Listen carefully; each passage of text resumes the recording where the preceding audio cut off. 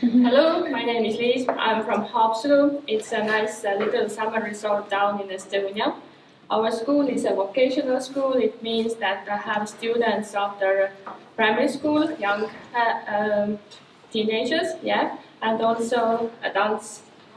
And today I'm going to talk about how schools in Estonia started with this long distance learning in spring 2020 and because of the COVID, of course, and how the past 2 years have changed the situation in classroom and IT, and what are the future goals.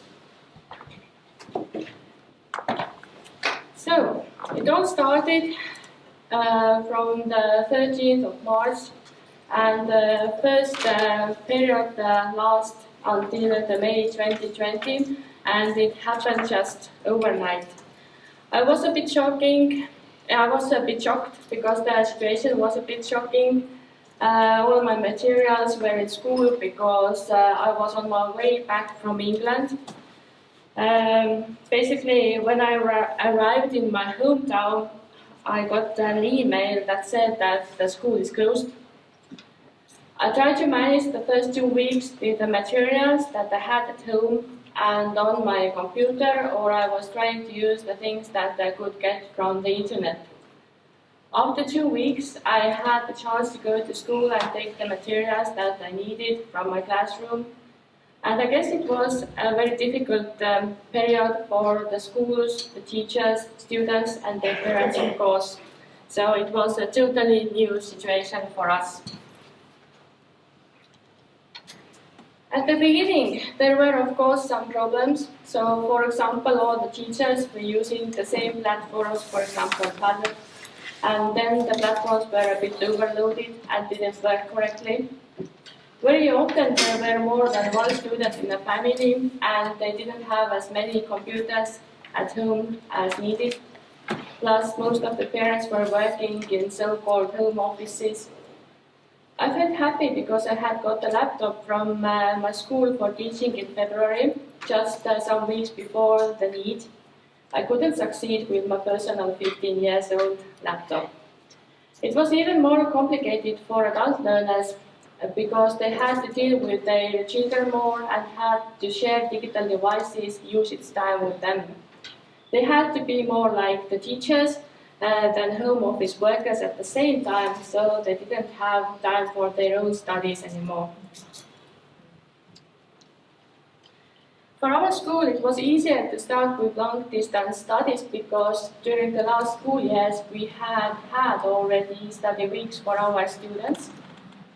The students were studying at home, doing the tasks on the internet that the teachers had created for them for that period.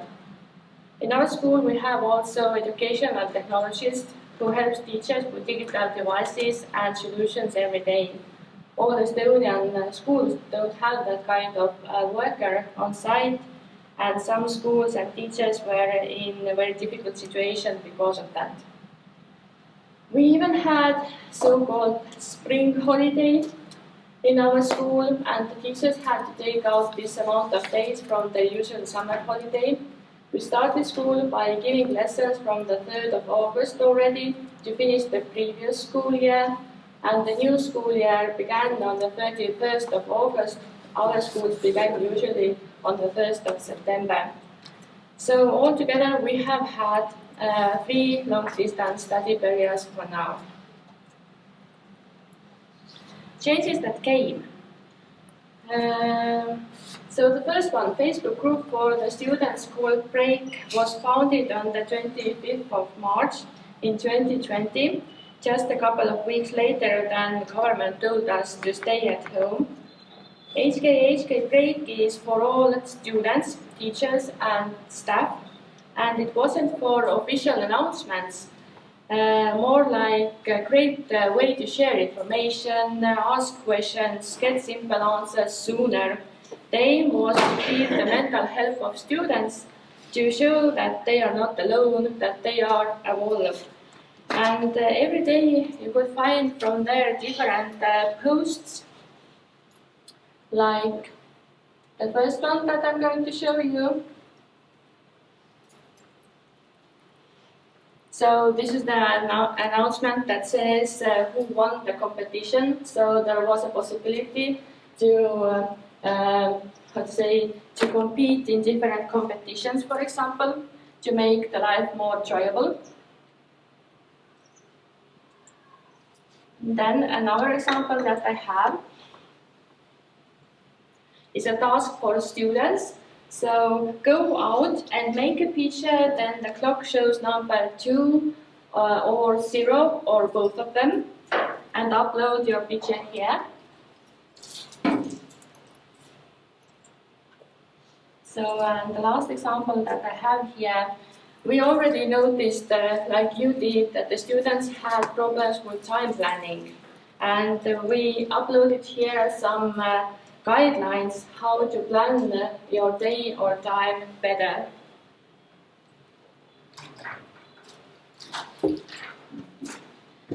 So the rules for making the posts were actually quite simple. So be nice to each other, be polite, bad language is not allowed, and also all the posts were looked over before they were published, so by the administrator.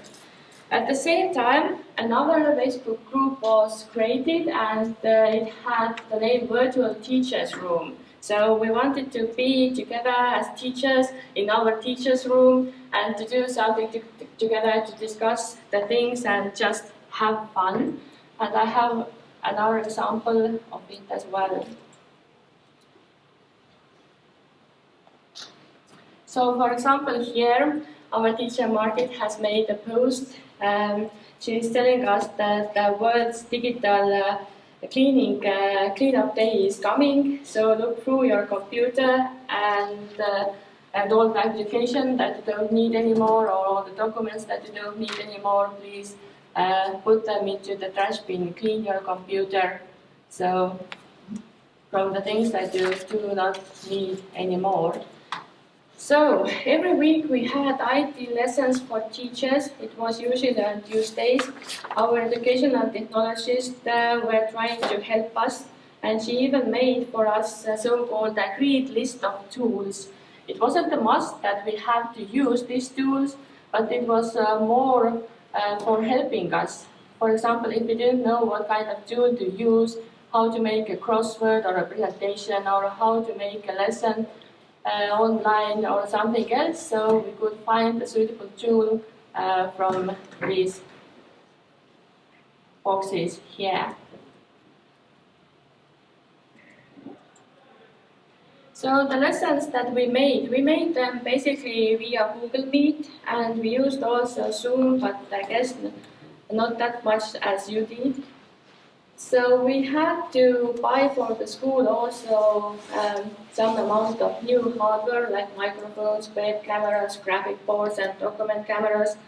So, but we tried to stick on the main idea that we are not giving to the students new environments or new tools because they are already in a very difficult situation. And then they have to study something new, how to cope in different environments. So it would be more stressful for them. So, and our teachers began to participate in the competition of making e-learning materials, which took place for the second time this year. Among Estonian vocational schools, our school had the most number of participants.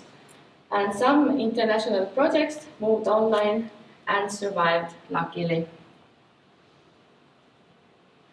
So some words about this competition. So it was announced for all teachers in Estonia. Everyone can see and use these materials. They are in so-called e-school bag. I will show you the webpage also briefly.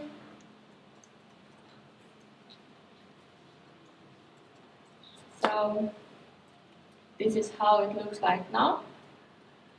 And I will tell you what it is, and then you can explore on your own if you wish. So this is an environment for finding and publishing study materials and compiling collections of study materials. It's the biggest environment in Estonia that collects e-study materials.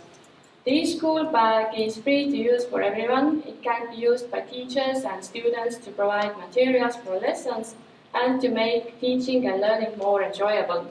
And parents can also use it to support their child's learning.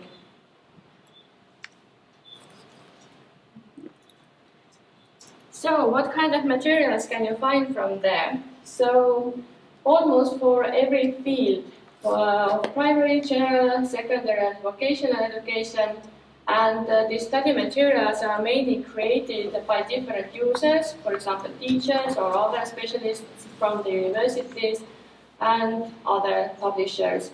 Without logging in, you can search for study materials and get familiar with the detailed view of the materials. And if you log in, then the login user can enter and recommend the study materials, give feedback, and compile the found materials into personal collection. The study materials is classified based on the taxonomy used in curricula. For finding material, you may use the keywords. And here are my two materials that won the prize. So I'm very proud of them, and I will explain you about what they are. So I teach English, and the first one is to study, to get to know more about inventions and inventors in Estonia and all around the world, and also how to write formal letters. For example, how to write the CV and cover letter. So they are in the school bag. You can see the material and some additional information, what is it about, and to whom it is meant, and so on. And then there is a link for the material itself. So you can see I was in England, so the picture, and then the materials, so the reading tasks.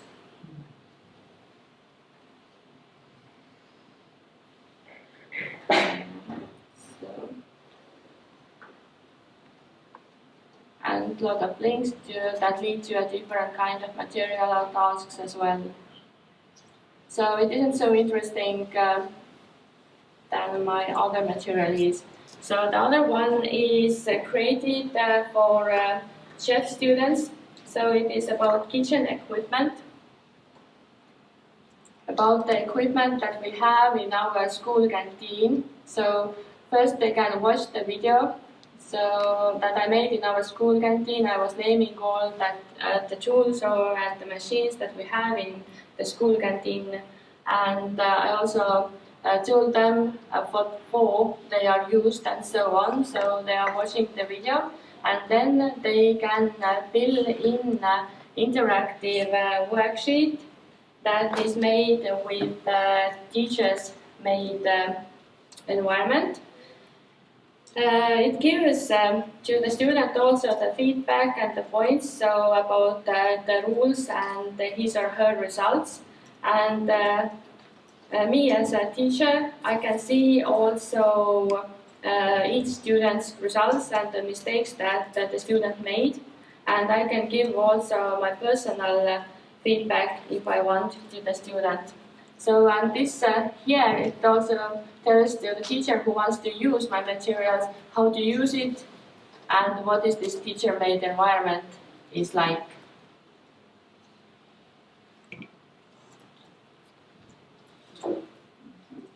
So I have to say that many colleagues of mine took part in the competition as well, and they were also very successful in both years. So things that are to stay.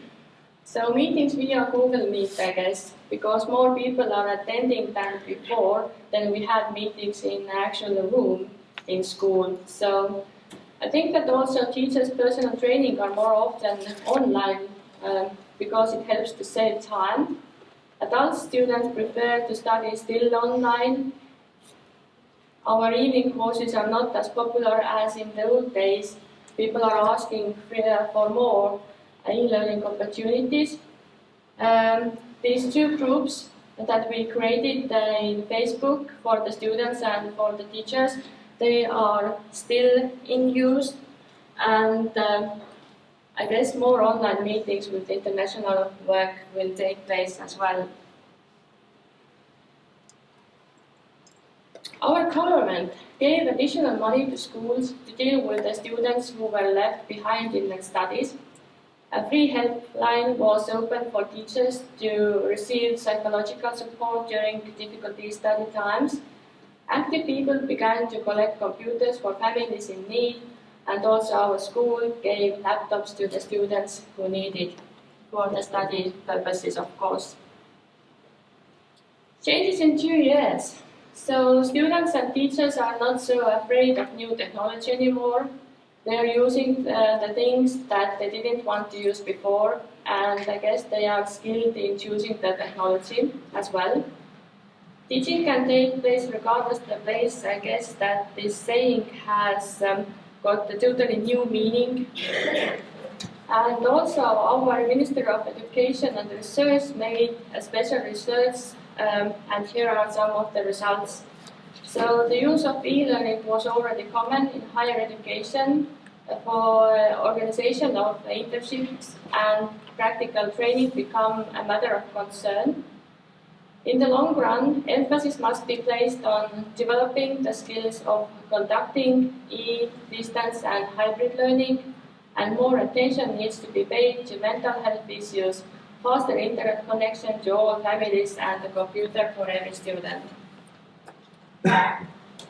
So, what are the future goals? I guess it's something like that.